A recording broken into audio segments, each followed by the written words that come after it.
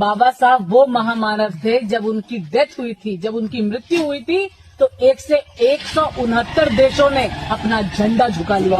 वो कॉन्फिडेंस थी का अम्बेडकर साहब महान थे, इसमें कोई दो राय नहीं है, मगर जितने कॉन्फिडेंस से इन्होंने बता दिया कि अम्बेडकर साहब के निधन के समय में 169 देशों ने झंडा नीचे कर लिया था। अगर उतने ही कॉन्फिडेंस के साथ में इतिहास की किताबें उठाई होती ना, तो इसको ये पता होता कि जिस समय बाबा साहब का निधन हुआ था उस समय में विश्व में देश ही 109 थे। 169 देशों ने झंडा नीचे कैसे कर दिया? भाई साहब, इसने भी शिक्षा रूपी शेरनी का दूध नहीं पिया है। बिल्कुल, बाबा साहब ने इन लोगों को आरक्षण तो दे दिया, लेकिन अब बुद्धि कहां से लाएं ये लोग। ये बात कर रही है, जब बाबा साहब का देहांत हुआ था तो 169 देशों ने अपने झंडे जो है नीचे कर लिए थे। और बाबा साहब का जब जो है देहांत हुआ था, मजे की बात यह है उस समय 169 देश थे ही नहीं। जी हाँ, उस समय कुछ 109 के आसपास, 109 10 के करीब जो है देश थे। लेकिन ये जो है किस तरीके से जो है अपने अज्ञान का परिचय देते हैं, समझ नहीं आता। कॉन्फिडेंस देख रहे हो, कॉन्फिडेंस ऐसा है कि भाई साहब किसी की जो है छाती पर चढ़कर जो है ये कहलवा दे, हाँ दीदी जो आप बोल रही हो वो बिल्कुल सही है। लेकिन इसी कॉन्फिडेंस से अगर इतिहास की किताब पढ़ी होती, इतिहास की किताब उठाई होती, तो आज ये बेइज्जती नहीं होती। हद होती है भाई। अब तुमने आरक्षण तो मिल गया, लेकिन तुम जो है कहीं से बुद्धि भी खोजने की कोशिश करो, तुम्हें बुद्धि की भी बहुत ज्यादा जरूरत है।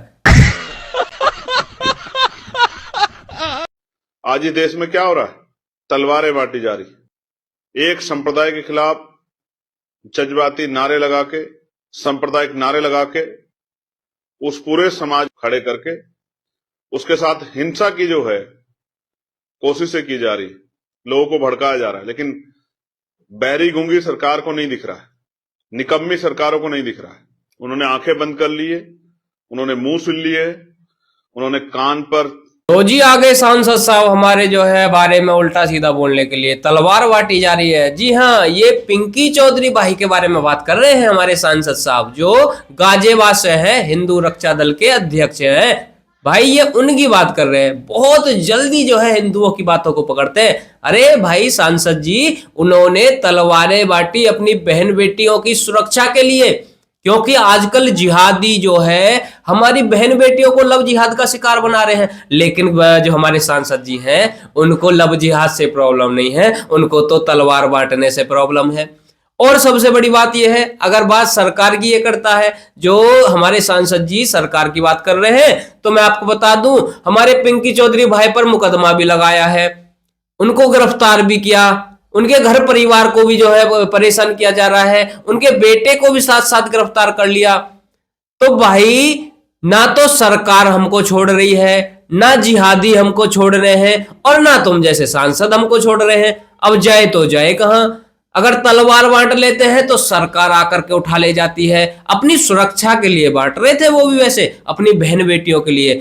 अगर वो जो है सरकार भी ना उठाए तो तुम सांसद जी आ जाते, और कोई भी कुछ ना करे तो फिर तो जिहादी है ही है, फिर तो जिहादी है ही है। जो सर तन से जुदा करने के खुलेआम नारे देते हैं, जो मतलब सर तन से खुलेआम जो है जुदा कर देते हैं, उस समय हमारे सांसद जी नहीं आते। उस समय सांसद जी तो ग्रीन टी पी रहे होते हैं। जब हमारे वो दर्जी भाई थे, जब उनको मार दिया गया था राजस्थान के अंदर, जो है उस समय हमारे सांसद जी बिल्कुल नहीं बोले। क्यों बोलेंगे जी? वो तो इनके कुछ रिश्ते में लगते हैं खास, इसलिए उनके खिलाफ नहीं बोलेंगे। उसका वीडियो भी भाई साहब जो है उन्होंने जारी किया था, लेकिन फिर भी हमारे सांसद जी को कोई फर्क नहीं पड़ता। लेकिन अगर किसी हिंदू भाई ने तलवार बांट दी अपनी सुरक्षा के लिए, तो हमारे सांसद जी आकर के हिंदुओं पर भड़क जाएंगे, सरकार पर भड़क जाएंगे। सांसद जी ऐसे कैसे काम चलेगा? जो लोग सर तन से जुदा करने की बात करते हैं, उन पर भी थोड़ा जो है अपना मुंह खोल लीजिए। क्या कह रहे हो? मुंह नहीं खोलोगे? अच्छा, वो तो आपके कुछ रिश्ते में जो है लगते हैं, समझ रहे हैं हम सांसद जी, हम समझ रहे हैं। टपा मालूम ना? भंगी बोल रहे हो, भंगी बोल। छोड़ छोड़ क्या वीडियो मर रही है। हाँ भाई भंगी बोल रहे हो, बोल तू भंगी बोलना भंगी बोल रहा है। नुकारो भाई, ये भंगी है, नुकारो। सुन ये है भाई चमारक है, नुकारो भंगी योरो। गोरो ये जाटो समाज का भाई जाट है अपना भाई जाट है ये भंगी बोल रही है और कुतिया देख ना तू देवान तू गाड़ दे तू गाड़ दे ना तू गाड़ दे तू गाड़ दे भाई ये रा गोरो क्या भंगी हम क्या भंगी है ना भंगी तो क्या हम भंगी है ना तेरा जैसा घना ही देखा। हम कौन है भाई हम कौन है तू पता क्यों खड़े हो खड़ा के खड़े हो तेरे मैं सपोर्ट मैं बोल मार मार मत करो थोड़ा दुआ ना 2 कोटी का आदमी बैठ मैं 2 महीना होगा ये तो वो मुकेश बुलावा ना नाम बता बुलाना मुकेश नाम कौन है भंगी नाम ठीक है भाई मेरे कन से जाओ मैं 2 मिनट लगाऊंगा ये भी तो भंगी कर भंगी तो क्या ना हम तो भंगी है तो भंगी है ना हम तो भंगी है ना सुने ये वीडियो जा रही है और सुन तू माफी मांगा वो और आज कुछ दलितों के ठेकेदार बात करते हैं जातिवाद खत्म करने की। यहाँ पर ये जाटव समाज के व्यक्ति हैं और हमारे वाल्मीकि भाइयों को जाति सूचक शब्द से जो है संबोधित कर रहे हैं। अभी आपने सुना ये हमारे भाई वीडियो बना रहे थे, इन्होंने साफ साफ बताया ये कौन सी बिरादरी से हैं, कौन सी जाति से हैं, और ये बात करते हैं कि हमारे साथ में ऊंच नीच होता है। ये खुद जो है एक दूसरे से जो है भेदभाव करते हैं। आज कहां पर हैं वो लोग जो दलितों के मसीहा बनते हैं, जो दलितों के ठेकेदार बनते हैं? ये लोग सीधा जो है जाति सूचक शब्द बोल रहे हैं हमारे वाल्मीकि भाइयों को। आज कोई निकल के सामने आएगा या नहीं? और चलिए एक बार हम अपने जो है सांसद जी को सुनते हैं, वो पाखंडवाद को लेकर के कुछ बोल रहे थे। पाखंडवाद को आंख दिखाते, पाखंडवाद को घुटने टिकवाते हुए गुरु कबीर जी जो कहते हैं कि अगर पत्थर पूजे से भगवान मिलता है तो मैं पहाड़ पूजूं। संत गाडगे जी महाराज जो स्वच्छता की बात करते हैं, कहते हैं रोटी कम खाना लेकिन अपने बच्चों को जरूर पढ़ाना।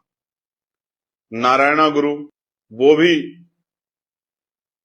एजुकेशन के महत्व को, शिक्षा के महत्व को लोगों तक पहुंचाते हुए, लोगों को समझाते हुए बुराइयां छोड़ने की तरफ अग्रसर दिखते हैं। ईवी पेरियार रामानायकर स्वामी पाखंडवाद पे प्रहार करते एक और युग पुरुष द्रविड़ संस्कृति को आपके बीच पहुंचाते हुए।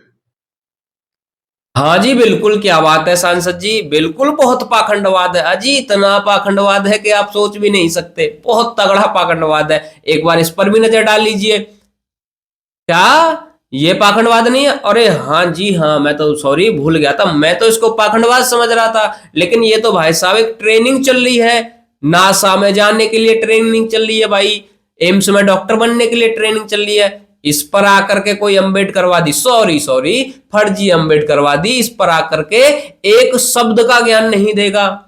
अगर यही चीज सनातन में हो जाती है, होती है वैसे, तो उसको ये क्या बताते हैं, अजी देखो पाखंडवाद हो रहा है, अजी देखो फलाना हो रहा है, अजी देखो ढिकना हो रहा है। लेकिन ये जो है पाखंडवाद नहीं लगता इन लोगों को। भाई किस दिशा में लेके जा रहे हो तुम, मुझे समझ नहीं आ रहा। बाबा साहब ने कब बोला कि मेरी तुम जो है कलश यात्रा निकालना? बाबा साहब ने कब बोला मेरी मूर्ति बना करके उनकी पूजा करना? ये देख लो भाई साहब, बाबा साहब के आगे अगरबत्ती धूपबत्ती लगाई जा रही है, लेंटर पड़ रहा है।